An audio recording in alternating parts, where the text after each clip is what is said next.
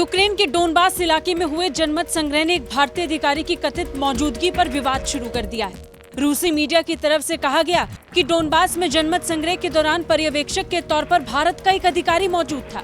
रूस ने यूक्रेन के इस इलाके को अपने देश में शामिल करने के लिए हाल ही में वहां जनमत संग्रह करवाया था। वहां की मीडिया ने व्यापक रूप से साझा किए गए एक आधिकारिक संदेश में कहा, Great Britain, Germany, Syria, Togo, Spain, Colombia, दक्षिण Africa, Ghana, Serbia, Bharat, Iceland के प्रतिनिधि और लातविया के प्रतिनिधि डोनेट्स्क और मेकेवका में मतदान केंद्रों पर पर्यवेक्षक के तौर पर मौजूद थे। रूस यूक्रेन की जंग शुरू होने के बाद से भारत लगातार इस युद्ध में एक दूसरे की क्षेत्रीय अखंडता और संप्रभुता का सम्मान करने का आग्रह करता आया है। ऐसे में भारत के एक अधिकारी की जनमत संग्रह में मौजूदगी ने नए विवाद को जन्म दे दिया है। भारत का हालांकि इस जनमत संग्रह पर फिलहाल तटस्थ रुख है।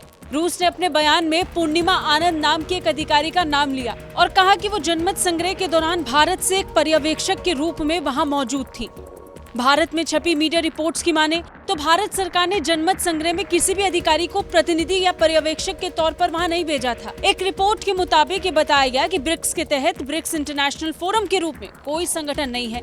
ब्रिक्स के तहत सभी संगठन अंतर सरकारी संगठन है और ब्रिक्स IF ब्रिक्स पहल के तहत सूचीबद्ध नहीं है। पूर्णिमा आनंद ने हालांकि बाद में इस मुद्दे पर भारतीय मीडिया को बताया कि ब्रिक्स इंटरनेशनल फोरम एक सिविल सोसाइटी इनिशिएटिव है जिसे 2014 में नरेंद्र मोदी सरकार के बनने के बाद शुरू किया गया था और उनका फोरम 2015 ऊफा ब्रिक्स घोषणा का पालन कर रहा है। उन्होंने स्वीकार किया कि उनका संगठन फिलहाल ब्रिक्स के एक हिस्से के रूप में रजिस्टर्ड नहीं है। उन्होंने कहा कि हम ब्रिक्स के तहत पंजीकरण करना चाहते हैं, लेकिन ब्रिक्स का कोई सचिवालय नहीं है जहां हम उस प्रक्रिया के लिए आवेदन कर सकें। मैं लंबे समय से एशिया और अफ्रीका में अंतर्राष्ट्रीय स्तर पर नागरिक समाज का प्रतिनिधित्व कर रही हूं। उन्होंने ये भी कहा कि भारत को जनमत संग्रह में उनकी मौजूदगी पर आपत्ति नहीं करनी चाहिए क्योंकि रूस उनका एक रणनीतिक साझेदार है और भारत पुराना दोस्त भी। फिलहाल इस पूरे मामले को लेकर एक जंग सी छिड़ी है। चीजें अभी भी स्पष्ट नहीं है। हालांकि भारत सरकार की तरफ से जरूर स्पष्ट कर दिया गया कि उनकी तरफ से कोई अधिकारी इस जनमत संग्रह के हिस्से के रूप में नहीं पहुंचा था। ब्यूरो रिपोर्ट, भारत तक।